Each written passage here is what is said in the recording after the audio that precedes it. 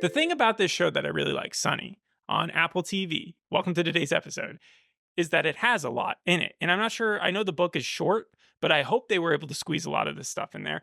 AI robots, unexplained plane crashes, dead husbands, evil mother in laws, shady tech companies, hackers, the Yakuza, overly candid bartenders named Mixie, Christmas everywhere, the MC main character being spied on, the main character possibly having a drinking problem. The main character is Rashida Jones, and that's a special thing because Apple loves Rashida Jones. It also loves small casts, which this have. They also have backflashes, which teach you things, but they manipulate the memories and they use them in kind of a unique fashion.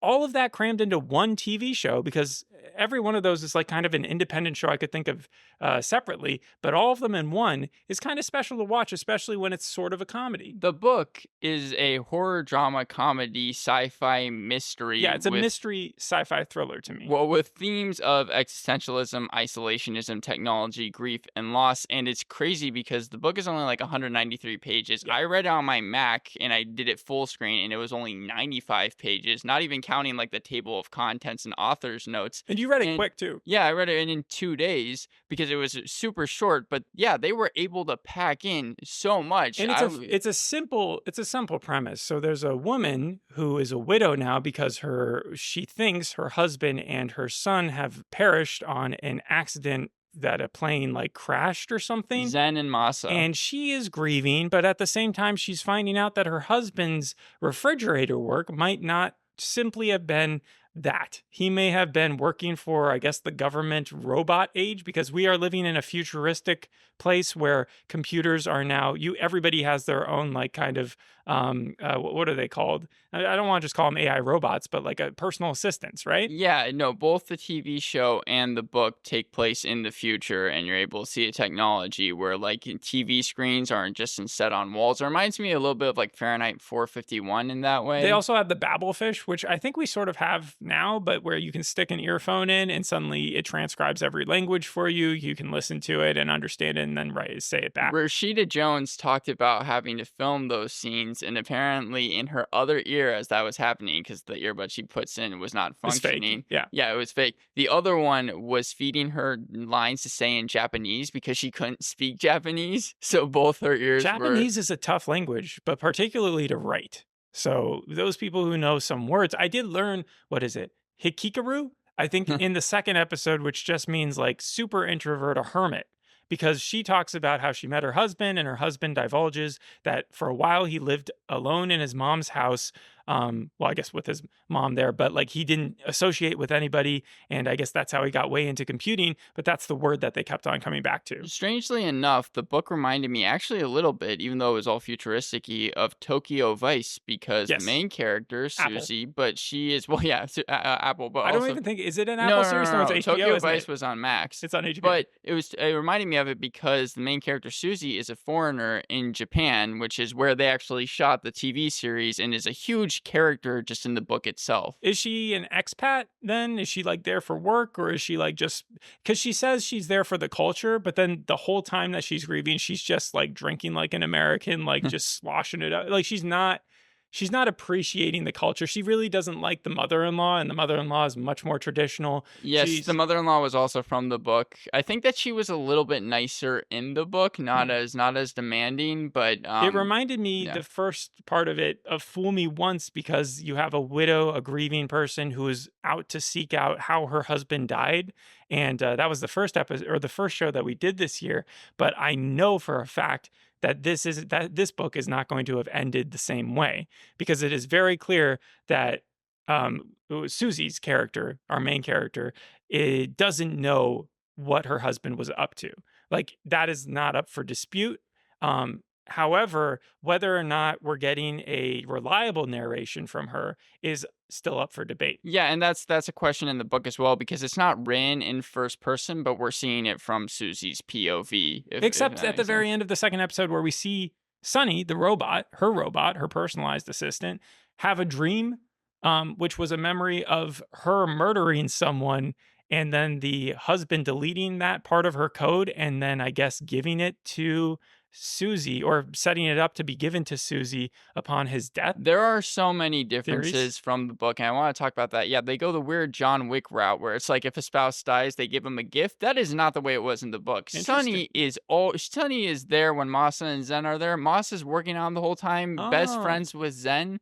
so it is a Also, Big Hero 6 situation. yeah, and I would say Sunny here had more emotion. I think that the Sunny from the book was more kind of like a chat GPT robot where it was like, yeah, it can do things, but I don't think it was as like I felt worse for this Sunny from the TV series than I did in the book. Well, no, it makes sense to me if you're saying that it was like the family robot, the Rosie to the Jetsons, right? There are so many instances of that. Almost in Humans, they had the same plot where these robots didn't have enough empathy. They weren't 100% conscious or anything like that. And so that's how Sunny started in the book. But then I'm assuming once the husband died, that's when she started uploading the different code and she becomes Well, possibly a more sentient. Is that what here's the happens? thing. No, No. not Okay. necessarily because Masa. I think like Sunny was kind of the first of his kind. Masa did create the robots, and it's even said in the TV series. So he did do that. But Susie, for like a good majority of the book, is just so suicidal, especially at the Oh, so beginning. they've toned it down. Toned it way down. Because Rashida, she's still grieving, and one of my cons, I think, is like, we get it, you're grieving. no, no, no, no. I mean, if that's your cons, like for the first half of the book, she says it out loud. She's thinking it. She just wants to die once Masa and Zen have been killed in this plane crash, which was from a missile, at least, that happened from North Korea in the book. It gets kind of crazy, but before we get into any of that, I'll just let you kind of keep describing the plot.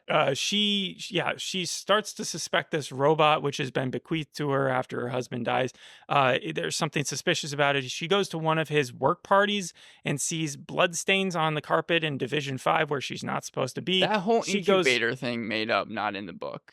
okay, well, this is just confusing me a little bit more because, again, she starts to unwind this plot. She breaks back in once she starts trusting Sunny into Division 5 to see what her husband was working on and doesn't really get too much further into it. It's also revealed that these people are watching her. It could be the Yakuza, could be anybody else, and they are actually manipulating the information she's getting about the plane crash to the point where she thinks her husband has been confirmed dead, that they found Yeah. his shoes. And we're also led to believe that because we find out that the robot that told her robot that is not trustworthy, that her husband still might be alive. I mean, his phone still works. Her son's phone still works. I do want to point out that Sunny, like, between Sunny and the Wandla show that we just did, where you had the mom's character, the AI mom, probably my favorite of that, Sunny is even better. And I think it's for what you were just talking about, where they personalized it and they also didn't try to go the uncanny valley route with Megan or something like Yeah, that. right. Because we've seen this before. Black Mirror to Wandla, the Jetsons to Lost in Space, Megan to Humans, talking Tina, even when Yeah. she's trying to get rid of it and it just keeps on coming back. The tech buddy that's designed to help you, 50% of the time, it's evil. 50% of the time, it saves your life, but it's always a fun ride. So that's what I'm kind of hoping for, but I'm guessing because Sunny is so innocent and naive that unless her memory just completely distorts her personality, that she had a good reason for murdering whoever she murdered, and that she is going to end up helping, I hope, Suzie, because I do want to see them get a happy ending there. But the show that this mostly reminds me of, and this comes down to the mystery and the unknown, but still feeling like we're getting answers, is actually Severance. Severance, yeah, no, no, people were comparing it to that, mostly because I think of the Apple connection. But just from what you're talking about, Rashida Jones said that this strays away from the book. Like it is not really related to it. And also Katie Robbins kind of echoed those sentiments because they changed Sunny's gender. It's a male voice in the book and it's a female voice here. She wanted to make it a more optimistic series than the book was and make it more a buddy comedy. When in the book, They were going around and they started interviewing people, especially Noriko, the mother-in-law, who was having a party or, trying to cheer herself up. It was funny because the two of them, their banter together was definitely like a buddy, like cop comedy where you could tell that Susie's still grieving, but then like, because Sunny is so chipper, she was still coming in with zingers trying to figure out exactly what was going on in the That's mom's life. the finest. It reminds me a little bit of also like Tars from something like Interstellar, where he was kind of having they were trying to like figure out what they should do, like what percentage of humor they should have with him as well as a robot. But the thing about the book is that Sonny doesn't ever leave. He doesn't ever leave the house, and it's not like Susie ever really is okay with Sonny. It's like a tense relationship. This is So very different. yes, Indeed. Like, she definitely didn't like Sunny at first, but by episode 2, it only took a couple hand signals when she was about to hit Sunny with a bat to, like, destroy her. so that To was actually more related like the book. Okay. When she's talking about bringing it to a It was different like sign place. language for love or something that her husband used to do before he would leave on trips. But yeah, Susie would say in the book how she would think about bringing Sunny to different places and just leave it there. Hopefully, it wouldn't be able to find its way back. She even talks about bringing a bat to it a couple times throughout the book. So that was more closely related to it. My main complaint, because I don't think this is as egregious, the changes that they're making to the TV series I as think some they're others. improvements. In fact, I would say that the voice that they gave Sunny was far better than any like guy's voice they could have thrown in there. When I talked about in Wanla how I didn't like how they gave the child actor, like it didn't fit the dial or the movement of the mouth or something like that. That's completely the opposite here. Like, I completely buy into this robot because it doesn't look like a human, but at the same time, you definitely feel compassion for it. Well, it's strange how they did it because Joanna Sotomura was the voice of Sunny, but she was in a far off tent when it was on set. She would wear a helmet, and the robot was able to mimic her expressions that she was giving because of the helmet that she was wearing. That's They cool. also had a couple different Sunnies on set. My main complaint, though, is Can I get one? Well, no, now it's going to be creepy because of what Mixie said, but I just want one just to have like, Well, that's just the thing. ask questions too. Mixie in the book is crazy. One, she isn't a bartender. Two, the book did this weird thing because it did it with Susie and Sunny, but also with Mixie, where Mixie's best friends with Susie, like already. She's the only friend that Oh. she has, but she's trying to sleep with Susie, well Oh. aware of everything that happened to her. She does mountains of cocaine. She is sex crazed. The strap on bit was in the book, but also it was in a way more important scene. And I was kind of mad that they tried to jam pack Mixie's one scene that she has in this first episode because the what they were talking about was pretty interesting because that's when you first hear about the Dark Manual, which is supposed to be, at least in the book, kind of a driving force. So we should talk about the Dark Manual though, because that's again the name of the original book. Yes. Was when Susie realizes Sunny is special and that her husband may have put some special code into her, and she wants to figure out exactly what's going on. Also found the bloodstains in her house. We don't know what's up with that. She brings Sunny to like a tech dude, just one of the like a random guy, and he starts to work on Sunny. And Sunny, one of my cons again is that Sunny gets drunk. I don't like those scenes. Yeah, It feels that kinda was dumb. completely out of it. The So video whenever she gets hooked hypnotizing. into the internet or whatever, she gets googly eyes. It was funny once, but they did it twice or thrice within 2 episodes. Doesn't happen in the book. It was added. Yeah. Yeah, and I was just like, whatever. But then that's when she says, "Hey, is there anybody more professional or like a bigger hacker which can like really root into what's going on here?" And the guy dismisses her, and I think it's like the guy's daughter who follows out Susie and says, Yes. and it's not Mixie, as you're right about that, and says, "No, you're right. There's this dark manual out there," which I assume is supposed to be like the dark web back in the day, and it would like supply her answers, and so she has to find the guy who did that. But because her husband's the one who designed the robot to begin with, this is almost like turning into a Loki situation where they have to find the architect, where they have to find some version of someone. And it also reminds me of Silo when she was the hacker in the Right. first episode. So it's very interesting, the plot, but I don't know if it's going to keep my attention. Like, do you think because of the changes that's going to hurt it overall? What's going to happen with Mixie? I don't know. I'm wondering where the season is going to leave off. Wait, because- is Mixie the hacker? Well, I'm not gonna say anything, but Okay. the book ends with no cliffhanger. So I've been wondering this whole entire time, especially because of how different it is, if they're going to go with a season 2 for Right. this series or Right. not. Do you think Mixie is kind of like Jinx? I mean, the hair, and then also the fact if she is the hacker, then she's like crazy in a way. I can't even compare the two from the book to the TV series because Or- of how different it is. If you desexualize the Cowboy Bebop Ned or Ed character, is that sort of Mixie? Maybe like just Ed? Ed. I don't know. I said like get rid of the sex stuff, and then like you just have that craziness factor. I mean, It's different because I do think that Mixie is at least down to earth. Ed was just so Oh, okay. insane. Well, that's what I thought you were saying. Mixie was just like this kind of buffoon, or like yeah, this insane. I like those characters when they come in, kind of take over the show, and then they leave. Yeah. Well, did you realize where Hidetoshi Nishijima is from? He's the one who plays Masa, the husband. No, but he looks too much like the guy from Everywhere, Everything, Everywhere. You know that show or movie? Everything Everywhere All at Yes. Once? No, he was actually the main character in Drive My Car. Oh, yeah. He was the one person that Katie Robbins, who has written for shows like The Affair, 6 Feet Under, and The Last Tycoon, wanted. And when they learned that they got him, they were really happy about it. This is his first Western role, but he's huge in Japan. Yeah, he really hasn't had a chance to shine here. I would give credit to Rashida Jones. Except for the amount of brief, but again, they adapted that from the book, and then also to Sonny's performance just by the voice acting. I think that's just as good as like Miss Minutes. Again, a Loki connection. I do feel invested. A part of me is a little afraid though that remember in Star Wars, the last movie or the movie before the last, what was the whole entire plot? The plot was to find C-3PO because he had this knowledge stuck in his head, and they had to crack his head open. That was the last one. Yeah, that was the ninth one. People did not like it, right? Yeah, and I feel like a little bit of that may fall into Sonny. Maybe they need to get into Sonny's head really, really bad. So it just ends up being a big conversation of trying to get in there. And then, I said, don't overdo the drunk angle. And then this classic Apple small cast. Overall, a winning formula.